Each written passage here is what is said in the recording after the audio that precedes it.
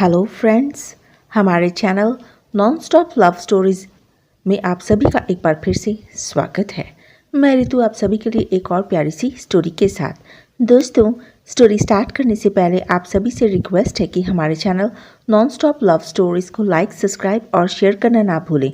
इससे हमें एक बार फिर से हिम्मत मिलती है आप सभी के लिए एक और प्यारी सी स्टोरी लाने की। तो दोस्तों, आप सभी हेडफोन्स लगा लें और इस स्टोरी का मज़ा आराम से लें। मेरा दावा है कि ये स्टोरी आपके दिल को छू लेगी। तो दोस्तों, मैंने सुना है कि इंसान जैसा सोचता है उसके साथ वैसा ही होता है। इसलिए इस चैनल पर हम आप सभी के लिए लव स्टोरीज़ लेकर आते हैं। जिन लोगों ने हमें अपनी लव स्टोरीज़ भेजी है उन सभी का पूरे दिल से थैंक्स करते हैं, और जो लोग हमें अपनी सक्सेसफुल लव स्टोरीज़ भेज रहे हैं उन सभी का इस चैनल पर स्वागत है। तो दोस्तों, स्टोरी का नाम है लोनली एंजल। स्टोरी का मज़ा लो। मेरा नाम रोज़ है। मैं 19 साल की हूँ। जब मैं 6 साल की थी तो मेरी मम्मी की डेथ हो गई थी। मैं हैंडीकैप हूँ। मेरे दोनों पैर जो हैं, मैं पैरों से अपाहिज हूँ, व्हील चेयर पे हूँ। तो मेरे जो पापा हैं वो ही मेरी केयर करते हैं।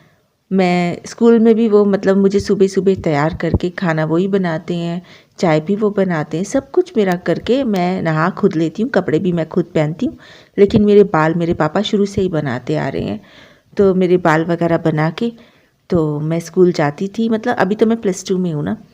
पापा ने तो मेरे को स्कूल छोड़ के आना, लेके आना, और जब मैं स्कूल में भी होती थी तो बच्चे तो मेरी बहुत ध्यान रखते थे। मैं जैसे नॉर्मल स्कूल होते हैं ना, कॉन्वेंट में उधर पढ़ी थी। ऐसे किसी के ऐसे स्कूल में नहीं पढ़ी थी जहाँ पर मेरे जैसे ही होते हैं। तो स्कूल में सब बच्चे मेरी केयर करते थे क्योंकि वो तो सब नॉर्मल थे ना। तो मुझे ही बस ज़रूरत होती थी कभी मेरे को कहीं ग्राउंड में अगर जाते थे वो फिज़िकल एजुकेशन के लिए, तो मेरी चेयर जो होती थी मेरे को व्हील चेयर पे मैं होती थी, तो मुझे ग्राउंड तक ले जाते थे। तो पानी की ज़रूरत होती, उन्होंने मुझे पानी दे देना। बाथरूम मेरे को जाना तो उन्होंने कि कोई लड़की मेरे को पीछे से व्हील चेयर चलाती हुई बाथरूम तक छोड़ देती थी। तो कैंटीन में भी तो मेरा सामान लेके मुझे हाथ में दे देते थे कैंटीन में भी।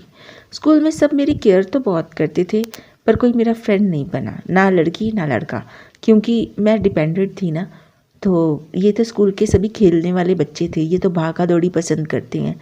मैं चल ही नहीं सकती थी, मैं कहाँ भाग सकती थी।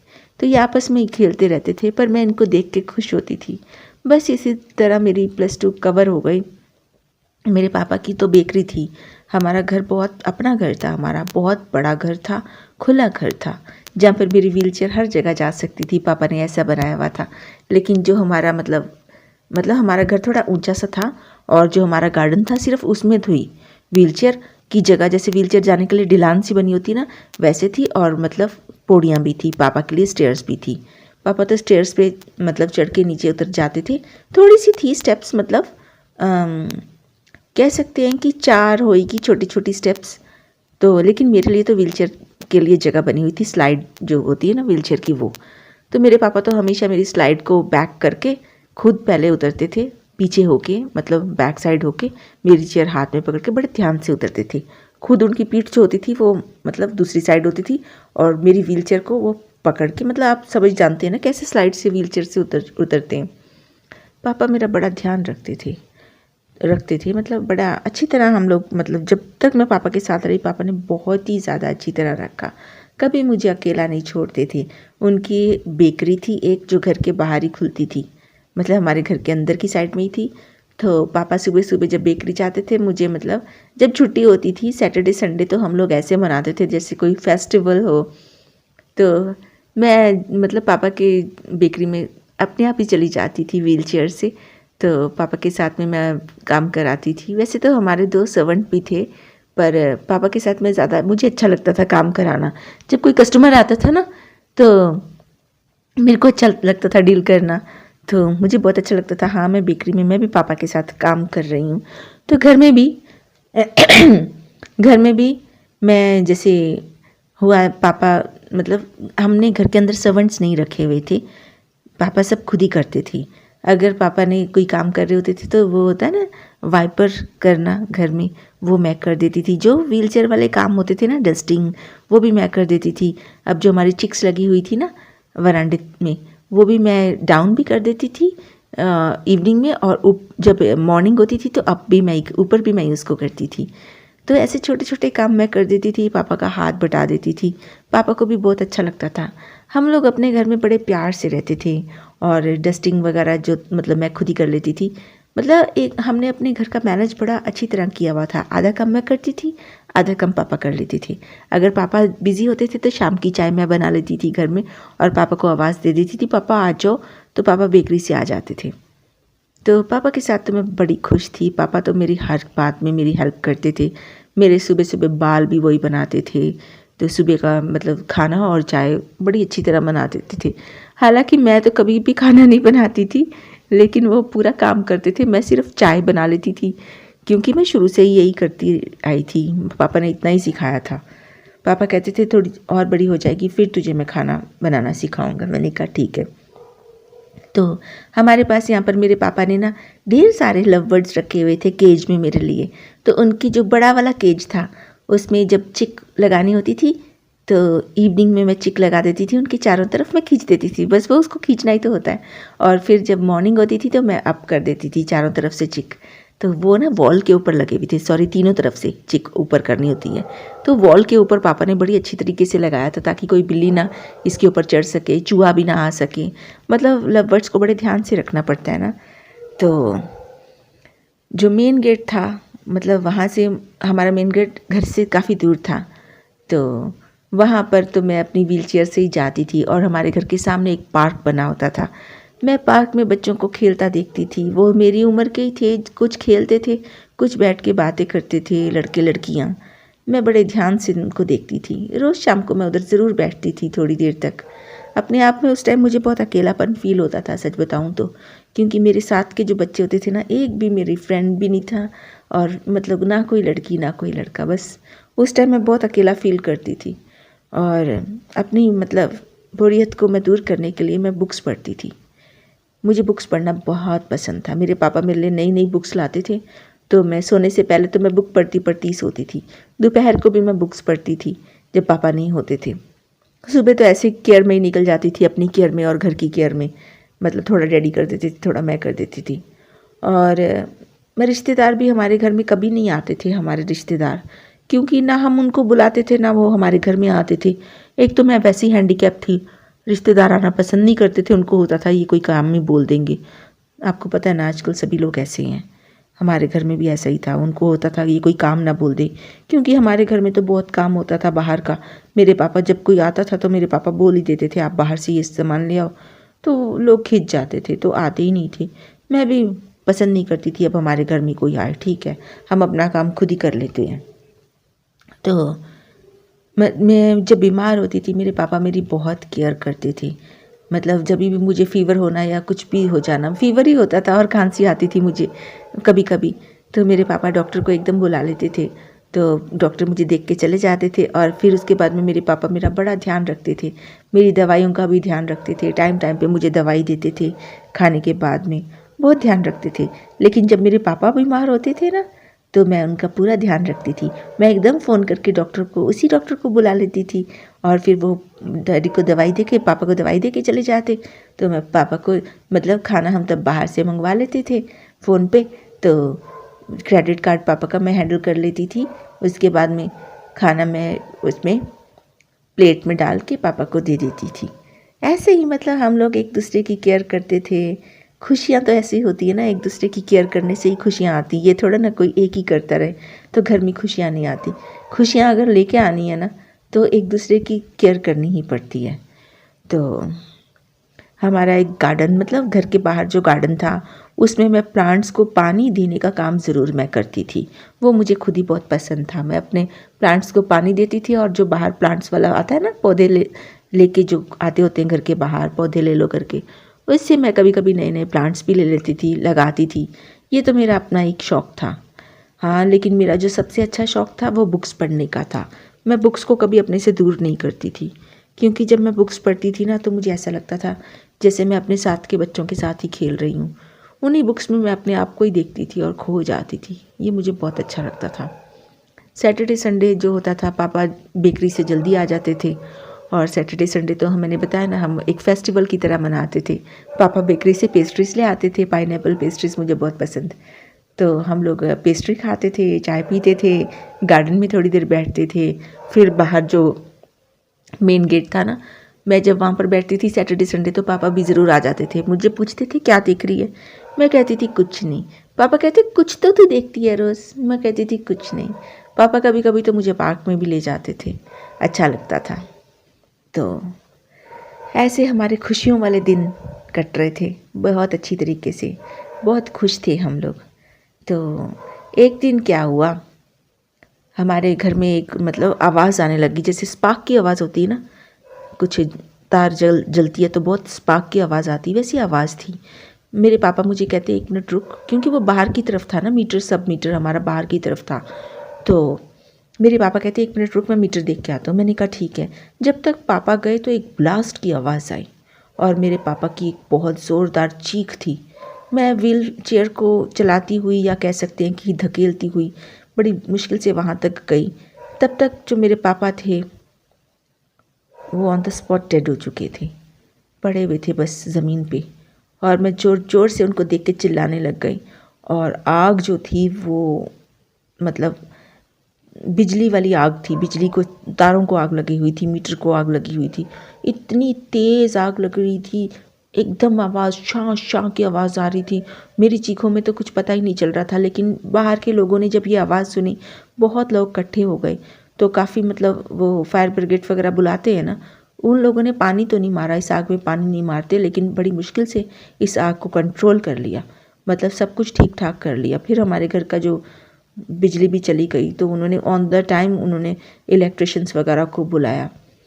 तो इसके बाद बहुत ढेर सारे लोग आए, मतलब जो हमारे में मैंने आपको बताया ना मेरा नाम रोज़ है, तो हमारे में तो दबाते हैं ना, तो काफ़ी मतलब मरने के बाद दबाते हैं, ये कह रही हूँ मैं। तो काफ़ी लोग जो थे मतलब पापा के बाद मतलब आए उस टाइम में जब पापा का सब हो रहा था।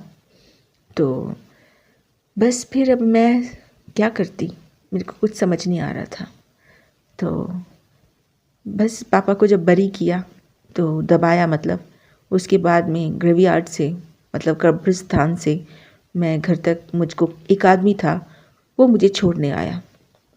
उसने रास्ते में मुझसे पूछा नाम क्या है, मैंने कहा मेरा नाम रोज़ है। अच्छा, तो मैंने कहा आपका नाम क्या है, उसने मुझे अपना नाम सैम जॉन बताया। मैंने कहा ठीक है। उसने बताया कि वो मैरिड है। मैंने कहा अच्छा है। फिर उसने मुझे मेरे बारे में पूछा तो मैंने बताया। मैंने कहा आपको दिख रहा है ना, मैं मतलब चल नहीं सकती हूँ, मैं व्हीलचेयर पर ही रहती हूँ, मेरी उम्र जो है अब इस टाइम मैं 20 साल की हो चुकी हूँ। कहता अच्छा, तो कहता घर में कौन है। मैंने कहा मेरे घर में कोई नहीं, बस मेरे पापा ही थे। अच्छा, उसने कहा। फिर वो मुझे घर तक छोड़ने आया और जब उसने मुझे देखा ना कि हाँ मेरे से कुछ नहीं होता, तो उसने मुझे कहा कि खाओगी क्या। मैं भी सोच रही थी मैं क्या खाऊंगी, फिर मेरे दिमाग में आया बेकरी से कुछ निकाल के खा लूँगी। मैंने कहा मेरी बेकरी में बहुत सामान पड़ा है। कहता आओ दिखाओ। तो पीछे का जो दरवाज़ा था ना जहाँ से बेकरी खुलती थी, मैंने वो खोला और सामान पड़ा था। मैं वो बन वगैरह जो मैं उठा सकती थी मैंने उठाया। मुझे पता था मुझे दूसरी बार तो उठा के देने वाला कोई है नहीं है, तो मैंने सामान उठाया और उसने भी मेरी हेल्प की। उसने कहा तुम्हें क्या क्या चाहिए। मैंने कहा ये जितना सामान, मैंने कहा आप मेरे रूम में रख सकते हो, प्लीज़ रख दो, क्योंकि मुझे पता था इसके बाद तो कोई आएगा नहीं ना मुझे देखने। तो अब मेरे को बड़ी तकलीफ़ हो रही थी क्योंकि मेरा ध्यान बहुत मेरे पापा रखते थे, मैं क्या कर सकती थी अकेले। तो उसने सामान निकाल के मेरे रूम तक लेके आया, उसने मेरे टेबल पे सजा दिया, सारा सामान रख दिया मतलब। तो मुझे कहा हाँ, कहते तुमने सुबह की चाय पी है। मैंने कहा नहीं। तो पापा को गए तो मतलब एक पूरा दिन हो गया था ना, उसने उसी टाइम मेरे लिए चाय बनाई। तो मैंने एकदम पकड़ ली चाय। मुझे पता था कि हाँ इसके बाद तो पता नहीं मैं, क्योंकि वो डब्बे चाय पत्ती के थोड़े दूर पड़े होते थे ना, मैंने उसको कहा कि इधर रख दो, उसने रख दिया। मुझे पता था मुझे खुद ही पूरे घर में घूमना है और गेट भी खुद ही बंद करना है, सब कुछ मुझे खुद ही था मेरे को करना है। तो अब मैं इसके लिए अपने आप को तैयार भी कर रही थी। लेकिन वो इंसान इतना अच्छा था ना सैम जॉन, जब उसने मुझे देखा ना कि ये अकेली है और ये पूरा अपने घर का काम अकेले करेगी, तो उसने कहा तुम फिक्र मत करो, मैं सुबह आऊँगा। मेरे को तो ऐसे लगा था जैसे ये मेरा मन रखने के लिए जा रहा है। फिर भी मैंने जाते जाते बोला, मैंने कहा सैम जॉन आप प्लीज़ रुकें। वो रुका। मैंने कहा कि वो बेकरी का दरवाज़ा बंद कर दो प्लीज़। वो कहता श्योर। उसने बेकरी का दरवाज़ा बंद कर दिया। फिर मैंने अंदर से गेट बंद कर दिया। अब मुझे ही पता है कि मैं उस स्लाइड में से मतलब जो था ना, मैंने बहुत 2 घंटे लग गए मुझे ऊपर आने में, पर बड़ी मुश्किल से मैं ऊपर आ गई, पता नहीं कैसे। उसके बाद मैं अपने रूम तक गई। जो सामान पड़ा था मैं थक गई थी ना, मैंने निकाल के खाया। जो चाय केटल में रखी हुई थी वो ठंडी हो चुकी थी, लेकिन मैंने ऐसे ही पी ली। अब मुझे पता था मेरी ज़िंदगी बड़ी मुश्किल है, लेकिन कहते हैं ना कि अगर एक इंसान कमज़ोर हो तो उसका साथ ऊपर वाला देता है। तो सुबह सुबह वो आदमी आ गया, सैम जॉन। मैं उसको देख के मतलब गेट मैंने जाके खोला, बड़ी मुश्किल से मैं गेट तक गई। वो बार बार बेल बजा रहा था। मैंने सोचा इतनी सुबह कौन आ गया। मैं उठी, मैं अपनी व्हीलचेयर पे धीरे धीरे बैठी। मैं इतनी तेज़ तो कोई काम नहीं ना कर सकती, तो मैं बड़ी मुश्किल से गेट तक गई। जब मैं गेट तक गई, दरवाज़ा खोला तो उसने मुझे कहा, कहते तुम गेट तक कैसे आई। मैंने हंस के बोला, मैंने कहा मैं बहुत मुश्किल से आई हूँ। शायद मुझे आधे घंटे से भी ज़्यादा लग गया था व्हीलचेयर पे आके गेट तक जाने में। उसने फिर दरवाज़ा अंदर से गेट बंद किया। उसने व्हीलचेयर चलाई और मुझे स्लाइड से ऊपर किया। तो फिर मैं वरांडे तक आई। कहते आपने सुबह का अपना मुँह हाथ धोया। मैंने कहा मैंने कुछ नहीं किया अभी। कहते आप जाओ बाथरूम में, अकेले चले जाती हो ना। मैंने कहा हाँ मैं चली जाती हूँ। बस फिर मैं बाथरूम गई। मैंने अंदर से अपने आप को लॉक किया। मैंने अपना मतलब ब्रश वगैरह किया, बाथ लिया पूरा। अंदर आए, मैं अपने रूम में आके कपड़े मैंने चेंज किए।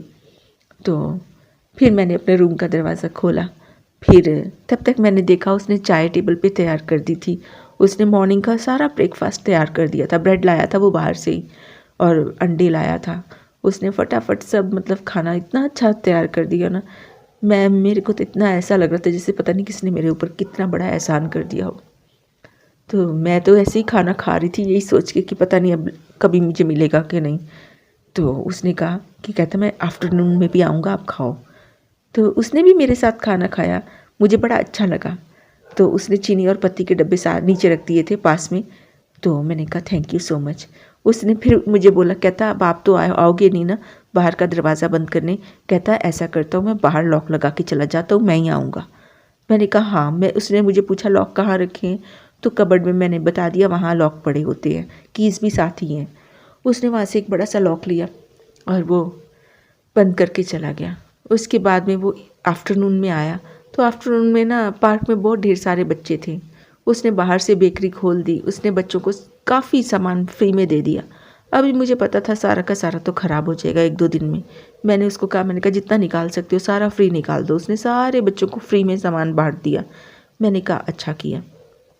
फिर उसने आफ्टरनून में मतलब आया था, वो खाना लेके आया था बाहर से। उसने अपने लिए भी डाला और मेरे लिए भी डाला। मैंने खाना खाया, मुझे बड़ा अच्छा लगा। चलो 2 टाइम का खाना तो मुझे मिल गया। तो फिर वो मुझे कह रहा था कि मैं रात को भी आऊँगा। अब मुझे लग रहा था हाँ, अगर वो मॉर्निंग में आ सकता है और वो आफ्टरनून में आ सकता है, तो ज़रूर नाइट में भी वो ज़रूर आएगा रात के खाने पे। तो बस फिर वो रात के खाने पर भी आया। तब मुझे पता चलता था जब वो मोटा सा ताला खोलता था ना, ठा आवाज़ आती थी, तो एकदम मुझे पता चल जाता था कोई आया है। तो इस बार मैंने उसके लिए चाय बना के रखी। तो आके उसने मुझे कहा, अरे ये तुमने क्या किया। मैंने कहा मैंने आपके लिए बनाई है। बड़ा खुश हुआ। ऐसे ही फिर वो रोज़ आने लग गया, रोज़। वो इवन मैं आपको बताती हूँ, वो हमारे घर में खाना तक बनाता था, बर्तन मांजता था, मेरे कपड़े धोता था। तो लेकिन जो झाड़ू पोछा है ना, झाड़ू वो करता था, लेकिन मेरे को शर्म आती थी। तो मैं जो पोछा होता ना ऐसे डिप करके करने वाला, मैं वो कर देती थी। मुझे बहुत बुरा लगता था कि वो सारे घर का काम कर रहा है, लेकिन वो सच बताऊं तो वो मेरी इतनी, जैसे मेरे पापा मेरी केयर करते थे ना, वो बिल्कुल वैसे ही घर का काम करने लग गया था। और वो मुझे ये भी कहता था कि हम बेकरी बहुत जल्दी शुरू करेंगे। तो मेरे को तो ऐसे लगता था जैसे कि मेरे लिए ऊपर वाले ने ना एक एंजल भेज दिया जो मेरी इतनी केयर कर रहा है। मैं फिर मतलब बहुत ही नाइस था वो। रोज़ उसने कपड़े मेरे धोने। मैं हैरान थी कि कोई किसी के लिए इतना भी कर सकता है। फिर हम दोनों बेहद अच्छे फ्रेंड बन गए और मुझे तो बहुत अच्छा लगता था कि अब वो जो मतलब घर में आता था मेरे, और सुबह का भी खाना हम लोग इकट्ठे खाते थे, दोपहर का भी, रात का भी। रात को वो कभी कभी नहीं खाता था, कहता था चलो आज मैं अपनी वाइफ़ के साथ खा लूँगा। तो मुझे तो कोई प्रॉब्लम नहीं थी, मैंने कहा हाँ हाँ ज़रूर। तब वो चला जाता था, लेकिन मुझे बहुत बुरा लगता था कि वो मेरे साथ खाना नहीं खाया उसने।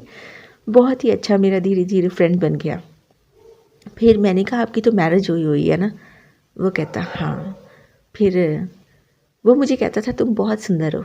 मैं उसको हमेशा थैंक यू बोल देती थी, क्योंकि मेरे पापा भी मुझे ऐसे ही बोलते थे। मेरे पापा तो मुझे एंजल बोलते थे, तो ये भी मुझे ऐसे ही बोलता था, कहता तुम बहुत सुंदर हो, तुम एंजल जैसी हो, बहुत इनोसेंट हो। मैं उसको हमेशा थैंक्स बोलती थी, क्योंकि उसके वर्ड्स में हमेशा मुझे पापा के वर्ड्स याद आते थे। मुझे ऐसा लगता था जैसे पापा मेरे आसपास ही हैं। तो ऐसे ही सारे मतलब हमारे दिन बड़े अच्छे कट रहे थे। फिर मैंने उसको बताया, मैंने कहा आपके घर में कौन कौन है? फिर उसने मुझे अपनी वाइफ़ के बारे में बताया। कहता एक बार उसकी एनिवर्सरी से पहले 2 महीने पहले, कहता मैंने अपने बेडरूम में कैमरे लगा लिए। कहता मैंने सोचा कि मैं इसको ना सरप्राइज़ दूंगा, कैमरे में जितनी सबसे ज़्यादा ब्यूटीफुल इसकी पिक्चर्स होंगी ना, वो मैं कलेक्ट करके एक पूरा रील बना के इसको दूंगा, बड़ी सी रील। तो मैं हमेशा उससे छुप के कैमरा लगाया था, उसको पता नहीं था। तो कहता है जब मैंने एक बार कैमरा चेक किया तो उसमें मैंने देख लिया कि वो किसी और के साथ थी मेरे बेडरूम में, जब मैं नहीं था घर पे, जब मैं ड्यूटी पे था। कहता है उसके बाद से मुझे पता चल गया था कि ये मेरे साथ फ्लर्ट कर रही है, मेरे को बेवकूफ़ बना रही है। लेकिन कहता मैं उसको कुछ बोला नहीं। मैंने कहा आपने उसको क्यों नहीं कुछ बोला? वो कहता बस मैं चाहता हूँ कि हमारा घर बना रहे, घर ना टूटे।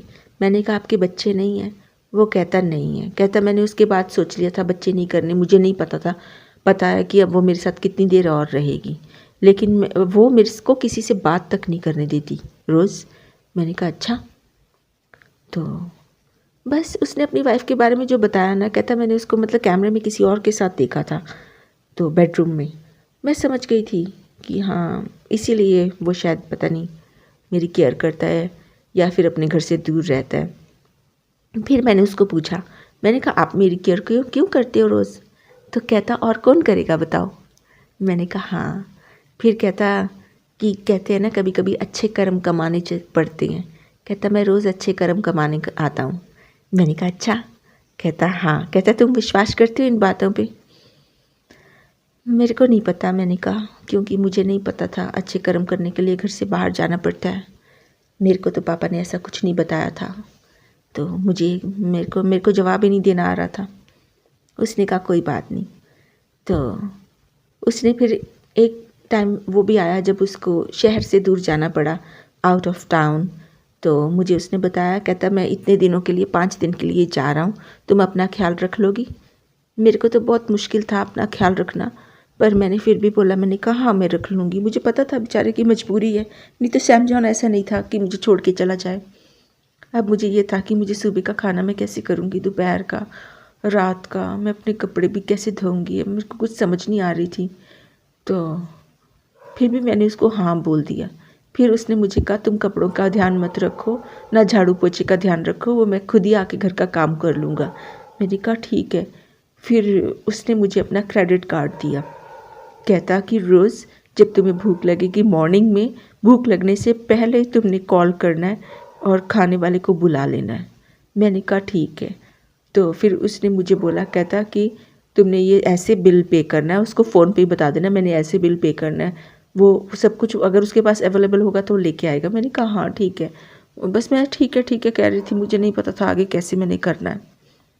और उसने मेरे सर पे हाथ रखा। उसको उसकी आंखों से लग रहा था कि हाँ उसको बहुत मजबूरी है और उसको जाना पड़ेगा, और वो मुझे अपना क्रेडिट कार्ड दे के चला गया। जैसे उसने कहा था ना मुझे, मैं पहले मतलब इस बार वो लॉक लगा के नहीं गया था बाहर से, इस बार वो मुझे लॉक दे के गया था। कहता जैसे खाने वाला आएगा तुमने अंदर से अपने आप को लॉक कर लेना है। मैंने कहा ठीक है।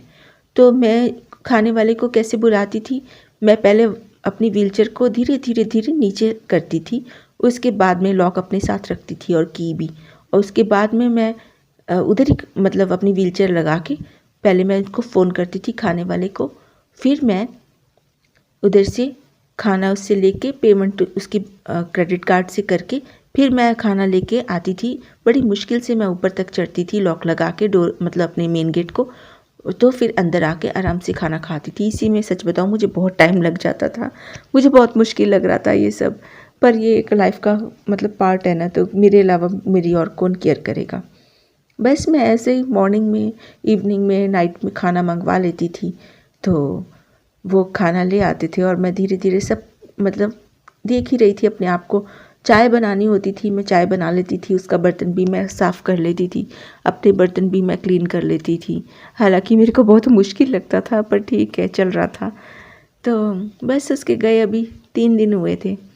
एक दिन बहुत तेज़ बारिश आई, तो मैंने सोचा मैं जो वरांडे की चिक्स है वो डाउन कर लेती हूँ, नहीं तो जो मेरे छोटे छोटे लव बर्ड्स हैं ना, वो मतलब गीले ना हो जाएं। पहले तो मैंने अपने लव बर्ड्स की चिक डाउन की, फिर जो उनकी सराउंडिंग्स की चिक थी ना, बस मैं उनको डाउन कर ही रही थी, मेरी व्हील चेयर स्लिप हुई और मैं वरांडे से नीचे गिर गई।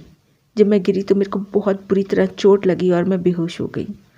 बारिश में मुझे नहीं पता मैं कितनी देर तक पड़ी रही और कब तक उसका फ़ोन, वो रोज़ मुझे फ़ोन करता था ना, एक मॉर्निंग में और एक आफ्टरनून में, सुबह, दोपहर और शाम को, रात को सोने से पहले।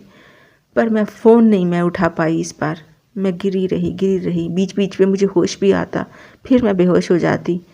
बस ऐसे ही मैं गिरी रही, फ़ोन ऐसे ही आता रहा। अंदर से तो लॉक था जो डोर था, अंदर से तो मैं घर में तो सिक्योर थी, पर मुझे कोई उठाने वाला नहीं था। मुझे समझ ही नहीं आ रही थी मैं क्या करूं, व्हीलचेयर भी मेरे ऊपर गिरी हुई थी। तो जब उसने फ़ोन किया और मैं नहीं उठाया ना फ़ोन, उसको पता चल गया कुछ हुआ है और वो सुबह सुबह एकदम आ गया। उसने इतनी मुश्किल से जो मतलब दीवार थी ना बड़ी वाली, वो उसने क्रॉस करके फिर अंदर आया था। वो बहुत मुश्किल से उसने दीवार क्रॉस की थी, कहीं मुझे पता नहीं उसने कैसे क्रॉस की थी, पर वो दीवार काफ़ी ऊंची थी, ऐसे क्रॉस करनी बहुत मुश्किल थी। मुझे लगता है वो कोई मतलब पौड़ी वगैरह लेके आया होगा कहीं से, तब उसने करी होगी, ऐसे तो बहुत मुश्किल था। उसने मुझे उठाया, फिर मैं होश में आई तो मुझे फ़ीवर था, तो मेरा हाथ एक फ्रैक्चर हो चुका था, मेरे सर पे भी चोटें आई थी काफ़ी।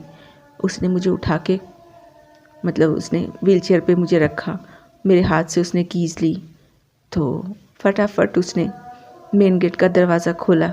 मुझे पूछा, उसने मुझे मतलब मेरे गालों को ऐसे से करा, मतलब उठाने के लिए जैसे हल्का हल्का टैप करते हो ना गालों को, वैसे उसने मेरे को किया। कहता उठो उठो रोज़। मैंने आँखें खोली, हाँ। तो कहता कब से गिरी हो? मैंने कहा जब से बारिश आई। कहता बारिश आई? तुम कल शाम से गिरी हुई हो ना? मैंने कहा हाँ।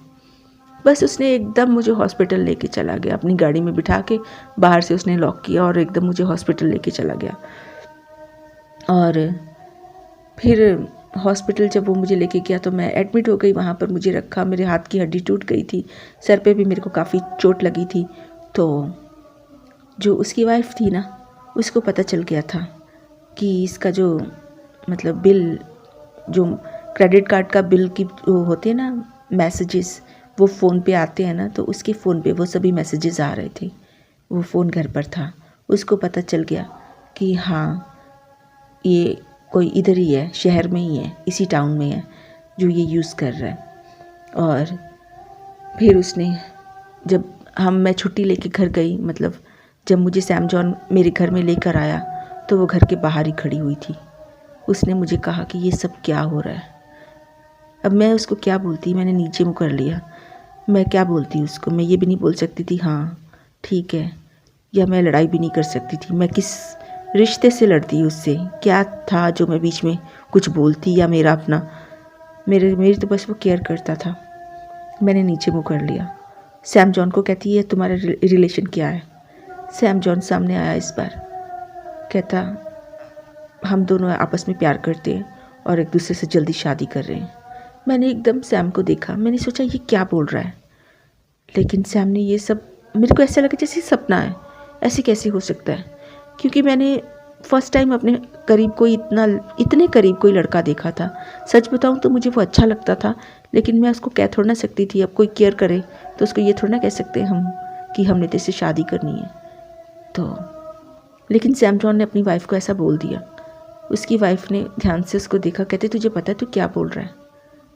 कहता मुझे पता है मैं क्या बोल रहा हूँ, और मैंने सब कुछ देखा भी है कैमरे में, जो आपने उस दिन किया ना। उसने डेट बताई, उस दिन बताया कि मैंने अपने बेडरूम में कैमरा लगाया। बस मेरे सामने ये सब बातें हुई और उसकी वाइफ ने थोड़ा सा चुप हो गई। फिर उसने सर एक तरफ ज़ोर से झटका और अपनी गाड़ी में जाके बैठ गई। कहती कि देख लूँगी मैं तुम्हें, वो कहता शौक से। और हम अंदर आ गए। तो मेरे को तो विश्वास नहीं था कि कोई मेरे से शादी करेगा या ये मुझसे सैम शादी करेगा। सैम बहुत सुंदर था, मैं भी सुंदर थी, पर मैं हैंडीकैप थी ना। तो मुझे अंदर लेके जा रहा था, उसने दरवाज़ा अंदर से लॉक किया। तो अब मैं उसको क्या पूछती, मैं ये भी नहीं पूछ सकती थी कि यार तुमने जो बोला क्या वो सच है। तो मेरे को अंदर लेके जाते जाते उसने ये बोला, कहता रोज़ तुम इसके लिए तैयार हो? मैंने कहा किसके लिए? कहता मैरिज के लिए। मैंने इसकी तरफ देखा, मैंने कहा तुम मुझसे शादी करोगे? कहता हाँ करूँगा, क्यों नहीं करूँगा। मैंने कहा मैं तुम्हें पसंद हूँ? कहता हाँ। मुझे बड़ा अच्छा लगा। मैंने कहा फिर तुम इधर ही रहोगे ना मेरे पास आके? कहता मेरे पास मेरा घर नहीं है। मैंने कहा इसका क्या मतलब है? कहता जो मेरा घर है मेरी वाइफ का घर है, लेकिन मैं तुमसे इसलिए नहीं शादी कर रहा कि तुम्हारा घर मुझे पसंद है। मैं तुम्हें प्यार करता हूँ, इसीलिए तुमसे शादी कर रहा हूँ। अगर तुम हाँ बोलोगी तो ज़रूर करूँगा, अगर तुम ना बोलोगी कहता मैं ऐसे केयर करूँगा, कोई बात नहीं, मैं कहीं और रह लूँगा। लेकिन सच बताऊँ तो मुझे सैम बहुत अच्छा लगता था शुरू से ही, पर मैं उससे बोल तो नहीं ना सकती थी कि हाँ तुम मुझसे शादी करोगी कि नहीं, ये तो सैम ने खुद ही बोला था। और अब मैं घबरा गई थी कि हाँ ये बात सच हो सकती है, क्योंकि सपने कभी सच नहीं होते।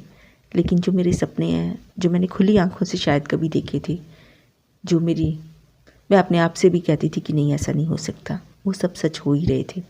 मैंने उसको हाँ कर दी। और चर्च में जब हमारी शादी हुई तो मैं व्हीलचेयर पर ही थी और बहुत से लोगों ने हमारी तस्वीरें ली, मीडिया में डाली, सोशल मीडिया में। तो बहुत अच्छा लगा मुझको। फिर मतलब मुझे भी एक जीवन साथी मिल गया जो मेरी पसंद का था। तो हम दोनों ने मिलके फिर बेकरी अपनी दोबारा स्टार्ट करी और हमारा जो प्यारा सा घर था जिसमें मैं अपने पापा के साथ रहती थी, जहाँ पर मेरी ढेर सारी यादें थी, वो एक बार फिर से घर खिल गया था। पापा तो खैर वापस नहीं आ सकते थे, जो गए तो गए, लेकिन पापा का जो मेरे पास ब्लेसिंग थी ना, वो ज़रूर मेरे पास लौट के वापस आई थी कि हाँ कोई मुझे केयर करने वाला मुझे मिल गया था। हम मतलब जो जितनी भी लाइफ हमने देखी अच्छी रही, हमारे बच्चे हुए और हम लोगों ने दोनों ने बेकरी अपनी स्टार्ट की, बड़ी अच्छी लाइफ। जैसे मैं अपने पापा के साथ खुश थी ना, इसने भी मुझे ढेर सारी खुशियाँ दी। और सच बताऊँ तो सैम के आने के बाद में मैंने बुक्स पढ़ना छोड़ दिया था, क्योंकि अब मैं अपने आप को बुक्स में नहीं देखती थी, अब मैं अपने आप को सपनों में देखती थी। तो ये मेरी छोटी सी स्टोरी थी। दोस्तों अभी तक बने रहने के लिए आपका बड़ा थैंक्स। तो दोस्तों अगर आपको ये स्टोरी पसंद आए तो प्लीज़ लाइक, सब्सक्राइब और शेयर करना ना भूलें। अभी तक बने रहने के लिए आपका बहुत धन्यवाद। तो आई होप जो आपकी सराउंडिंग्स हैं हमेशा आपके लव वंस, आपके नियर वंस और आपके डियर वंस से हमेशा सराउंडेड रहें और आप हमेशा खुश रहें। अभी तक बने रहने के लिए आपका बहुत धन्यवाद। आपके ऊपर प्यार की बारिश हो। Thank you so much. Vande Mataram. Jai Hind.